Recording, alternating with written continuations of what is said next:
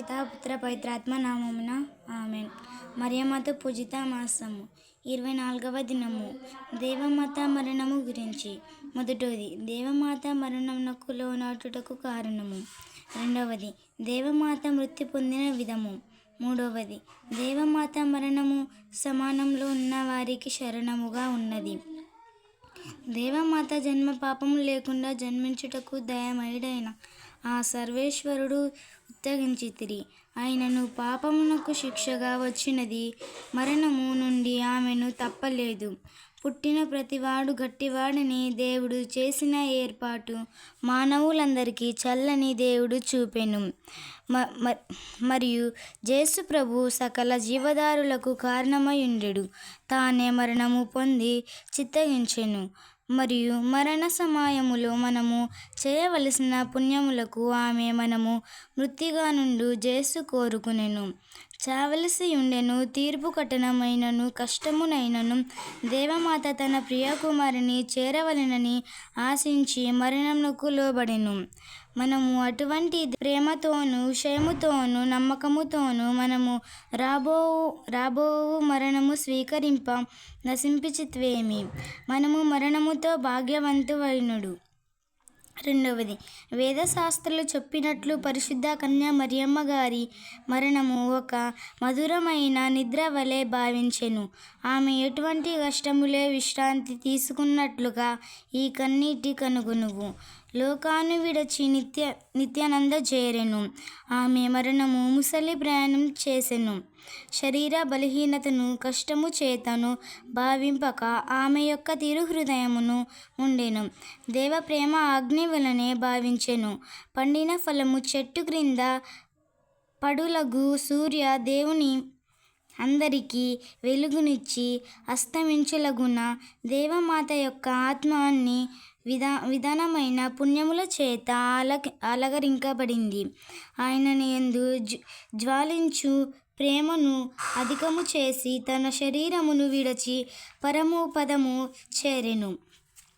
మనము ఈ పరము యొక్క రాజ్ఞి మధురమైన మనమును చూచి ఆనందించి మనము దేవ ఇష్ట ప్రసాదముతో మనం పొందినట్లే ఆ మాతకు మనవే చేయుదుము. అట్టి భాగ్యమైన మరణము పొంది నశింపితివేమి. మనము మరియమాత ఎడల తిరిగిన భక్తితో వర్తించుట గత్యము. దేవమాత మృతి పొందిన వలన శరణముగా మృతి పొందిగా ఉన్నది. మరణము సమయము అందు పిశాచ శోధనలో ఆమె మనకు సహాయము చేసి ఆదురుగా నుండెను. అధికముగా మరణము పొందిన ముందు భాగ్యమైన మరణమునకు హేతుని ఉండెను. సకల విధి పుణ్యములకు ఆధారించుటకు ఆమె మనకు ప్రేరేపించును. మనకు నిత్య భాగ్యము నిత్య గర్భము లభించినట్టి ఆ సహాయమందు దేవమాత మనకు ఆధారమైయుండునట్టుగా ప్రతిదినము ఆమెను చూచి మిక్కిలి భక్తితో వేడుకొందుము. సర్వేశ్వరి మాత, పాపాత్ములమైండు మా కొరకు ఇప్పుడును మా మరణ సమయమందును ప్రార్థించండి అని ఆ మాతకు మనవి చేయుదుము. అద్భుతము. పాలస్తీనా దేశమునకు ఉత్తర భాగమున కార్మియేలు అన పర్వతము గల. కార్మియేలు అనగా అడవిలోని తోట అని అర్థము. ఈ పర్వతము మీదనే పర్వతమున ప్రవేశిద్ధుడైన దీర్ఘదర్శన ఏలేసుడు నివసింపచేసెను. అచుటనే అతడు సర్వేశ్వరుని పెరట అనే అద్భుతమును చేసెను. క్రీస్తు మరణించిన పిమ్మట క్రీస్తులకు ఆపదలు కలిగిన వారు ఈ కార్మియేలు కొనపోసుండెను.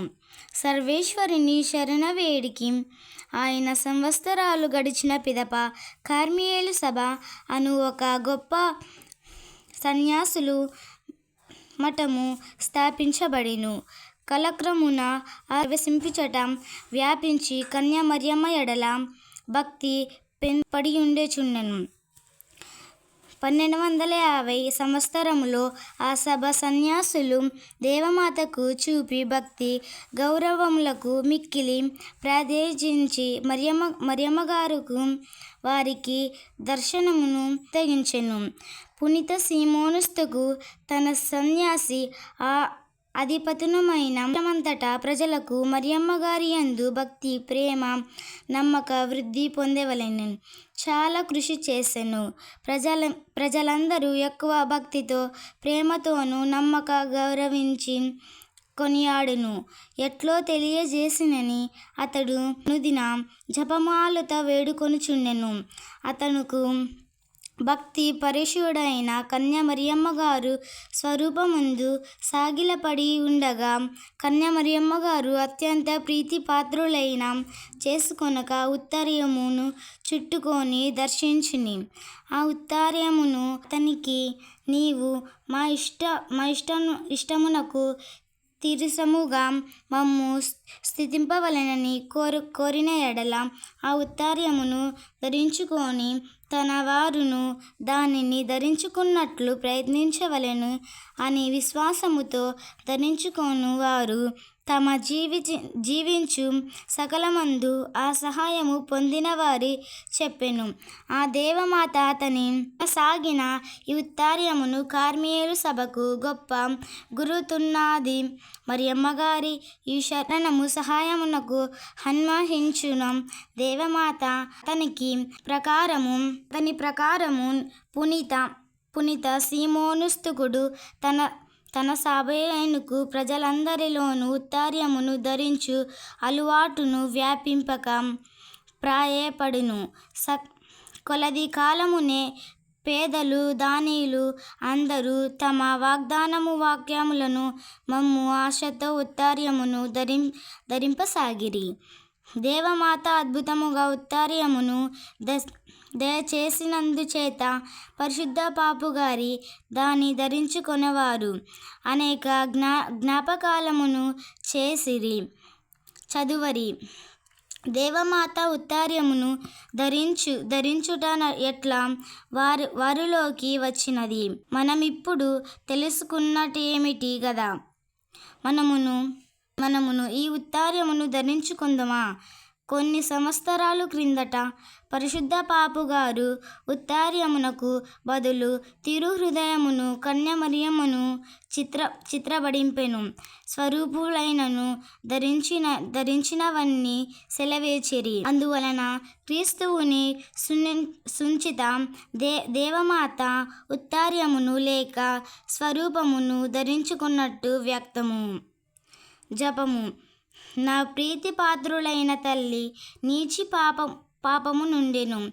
ఈ దాసునికి మంచి మరణము వచ్చినచో ధర్మమును వచ్చునని నేను తలంచినప్పుడు భయపడి వణుకుచున్నాను. నేను ఏమిని పాపము కట్టుకొని నరులకును పాత్రునైతిని. దేవుని తీర్పుకు మిక్కిలి భయపడుచున్నాను. కష్టమున్న వారికి ఆదరువా. ఈ దుఃఖమందు నా మీద నోరు తెరిచి కాపాడుము తల్లి.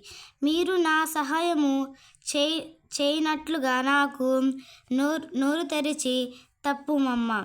నిత్యముగా కనుక మీ దివ్య కుమారుని నా కొరకు నోరు తెరిచి వేడుకొని నన్ను చేసి లెక్కలేని పాపములను పశ్చాత్తాపపడి ఈ దినము మొదలుకొని నేనెల్లప్పుడూ దేవజ్ఞానస్తరించుచు భాగ్యమైన మరణము పొందినట్లుగా నాకు సహాయపడి మరణము కాలముతో నన్ను వివరించుచున్నాను. ఆమేన్.